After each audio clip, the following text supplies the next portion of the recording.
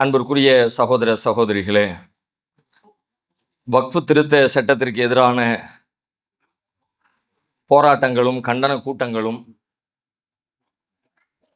நாடு முழுவதிலும் ஒரு பெரும் அதிர்வலைகளை ஏற்படுத்தி பிரச்சாரங்களை வளர்த்து கொண்டிருந்தாலும் தமிழகம் அதிலே கொஞ்சம் கூடுதலாக முன்னணி மாநிலமாக திகழ்ந்து கொண்டிருப்பதை தற்போதைய கள நிலவரம் நமக்கு சொல்லிக் கொண்டிருக்கிறது. பலரும் தங்களுடைய பங்களிப்புகளை இதிலே செலுத்தி கொண்டிருக்கிறார்கள். இது சரியா தவறா என்ற விவாதத்தை ஒரு பக்கம் ஒதுக்கி வைக்கலாம். இதனால் நன்மை ஏற்படுமா ஏற்படாதா? நம்ம இந்த போராட்டங்களை எல்லாம் கவனத்தில் கொண்டு அவங்க அரசாங்கம் தங்களுடைய சட்டத்தை மாற்றுவாங்களா வைப்பாங்களா? கண்டிப்பாக இதில் ரெண்டு கருத்து இருந்தே தீரும்.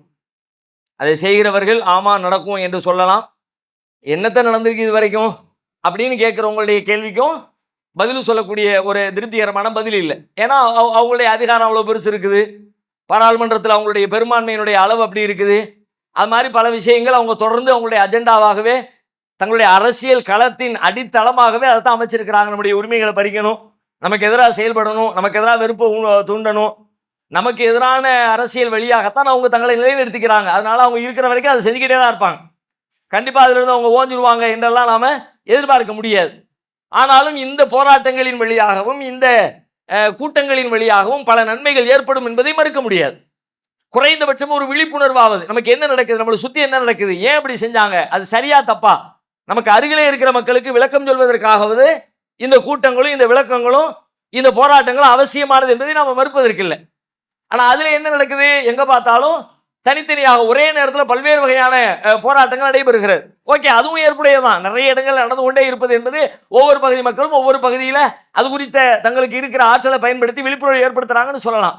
இல்லை என்ன கவனிக்கணும்னு கேட்டால், இந்த மாதிரியான தருணங்கள் எல்லா தருணங்களிலும் முக்கியமானது. ஆனால் இந்த மாதிரி தருணங்கள் கூடுதல் முக்கியமானது. என்ன முக்கியமானது? இந்த குறுங்குழு மனவாதம் இருக்கு பார்த்தீங்களா? குறுங்குழுனா இஸ்லாம் என்பது ஒரு சர்வதேச மார்க்கம்.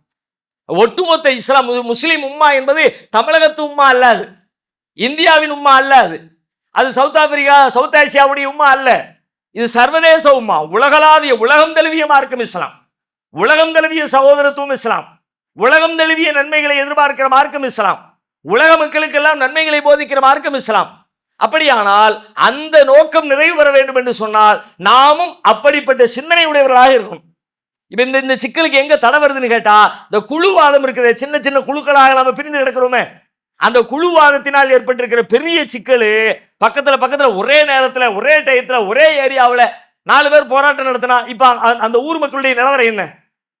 எங்க போய் கலந்துக்கிறதுன்னு கேட்டாலும் பெரிய குழப்பம். இங்க வரலாட்டி அவங்க வச்சுக்குவான், அவங்க வரலாட்டி இவங்க வச்சுக்குவான், அவன் இங்க வா மாப்பிள்ள அங்க வா மாப்பிள்ள, எங்க போறதுன்னே தெரியல.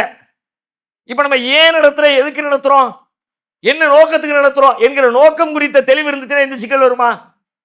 இந்த சிக்கலுக்கான அப்ப இந்த குழு மனப்பான்மையிலிருந்து நம்ம வெளிவர வேண்டிய தேவை இருக்கிறது. எல்லாரும் நடத்துங்க, அவரவர் ஆற்றலுக்கு ஏற்ப நடத்துங்க. எல்லாத்துக்கும் ஒட்டுமொத்தமா இவரெல்லாம் பிரச்சனைக்கு தீர்வு சொல்வார்னு எந்த அமைப்பும் கிடையாது. தமிழகத்தை பொறுத்த வரைக்கும் அப்படிப்பட்ட முஸ்லிம் சமூகத்தை பிரதிநிதித்துவப்படுத்துகிற ஆற்றல் படைத்த பேரியக்கம் என்று சொல்றதுக்கு யாருமே இல்லை. அப்படியானால் அவரவர் தத்தமது ஆற்றலுக்கு ஏற்ப காரியங்களை செய்யட்டும். ஆனாலும் செய்கிற எவருமே தான் செய்வது மட்டுமே சரி, தன்னிடம் மட்டுமே நிறை இருக்கிறது, மற்றவர்கள் எல்லாம் குறைதான் இருக்கிறது, என்னிடத்திலே மட்டும் கலந்து கொள்ளுங்கள், பிறரிடத்திலே கலந்து கொள்ளாதீர்கள் என்று வைக்கப்படுகிற இந்த குழு மனப்பான்மையிலிருந்து வெளியிலே வந்து ஒட்டுமொத்த சமுதாயத்தின் நோக்கமும் இந்த பிரச்சனையிலிருந்து மீள வேண்டும் என்பதுதான். நம்ம எல்லோருக்கும் பிரச்சனை வந்திருக்கிறது, எல்லோரின் பிரச்சனையும் தீர்க்கக்கூடிய போராட்டமாக, எல்லோரின் பிரச்சனைக்கும் தீர்வு சொல்லக்கூடிய கூட்டமாக இந்த கூட்டம் இருக்கிறது என்ற மன உணர்வை நமக்குள்ளே வளர்த்துக் கொள்வதன் வழியாக இந்த பிரச்சனைகளை அணுகணும். இல்லைன்னு சொல்லி சொன்னா இது மேலும் அசிங்கத்தை தான் உண்டாகும். மேலும் மேலும் சமூகத்துக்கு அசிங்கம். அது இந்த தெருவில் ஒருத்தன் அந்த தெருவில் ஒருத்தன், இவனை அதே கோரிக்கை அவனை அதே கோரிக்கை, இங்க 2 பேர் அங்க 4 பேர், என்ன கேலி கூத்தா. மற்றவர் நாமும் பலவீனப்படுவோம், மற்றவங்க பார்வையிலையும் மேலும் பலவீனப்பட்டு விடுவோம். ஆகையினால குறுங்குழு வாதத்திலிருந்து வெளிவந்து அனைவரையும் ஒரு சமூக நோக்கத்திலே நோக்கி நபிகளார் சொன்னதை போல அல் மூமினூன கரஜுலின் வாஹிதின், மூமின்கள் ஒரு உடலை போன்றவர்கள். இனிஷ்தகா ஐனுஹு இஷ்தகா குல்லுஹு, அதிலே கண்ணுக்கு வெளியேற்பட்டால் மொத்த உடலும் அந்த வேதனையை அனுபவிப்பதை போல அதை துடைப்பதற்கு பாடுபடுவதை போல அந்த மன உணர்வோடு இந்த போராட்டங்களில் பங்கேற்க வேண்டும். யார் யார் வாய்ப்புள்ளவங்க உங்க பகுதியில் எங்கெங்க நடக்குதோ அந்தந்த கூட்டங்களில் போய் நீங்கள் பங்கெடுங்கள். யாரையும் இது குறித்து எதிர்மறையாக எல்லாருக்கும் அங்க போனா அங்க ஒரு பிரச்சனை இருக்குப்பா, அவங்க அப்படி செய்வாங்க இப்படி செய்வாங்க அப்படின்னு நடத்துறவங்க சொன்னாலும் எல்லா இடத்திலும் இப்படிப்பட்ட வாதங்களுக்கு வாய்ப்பு இருக்கிறது. யாருதான் தூய்மை பெற்றவங்க? எந்த அமைப்பு தான் ரொம்ப தூய்மையா இருந்துன்னு சொல்றதுக்கு யாரு இருக்கா? நீங்க சொல்லுங்க பார்க்கலாம். எல்லாரும் மனித கூட்டணி தானே. மனித கூட்டணின்னு சொன்னாலே இங்க சிக்கல் இருக்கும் தானே அர்த்தம். நான் எதிரிமா அந்த கூட்டத்துக்கு போகல, அவன் அப்படி ஆளு, நான் எதிரிமா இந்த கூட்டத்துக்கு போகல, அவங்க இப்படி பண்ணி விடுவாங்க. யார்கிட்ட தான் இந்த பஞ்சாயத்து இல்ல. இந்த பஞ்சாயத்தை சொல்லி பேசுவதை எல்லாம் விட்டுவிட்டு நோக்கத்தை நிறைவேற்றுகிற வகையிலே நம்முடைய செயல்பாடுகளை அமைத்துக் கொண்டோம் என்று சொன்னால் இந்த உலகத்திலும் அல்லாஹ் ரப்பல் ஆலமீன் அதற்கான நன்மைகளை தருவான். நாளை மறுமையிலும் அல்லாஹ்விடத்திலே நன்மக்களாக வாழ முடியும். அல்லாஹ் அப்படிப்பட்ட மேன்மக்களாக நம் அனைவரையும் ஆக்கி அருள்வானாக.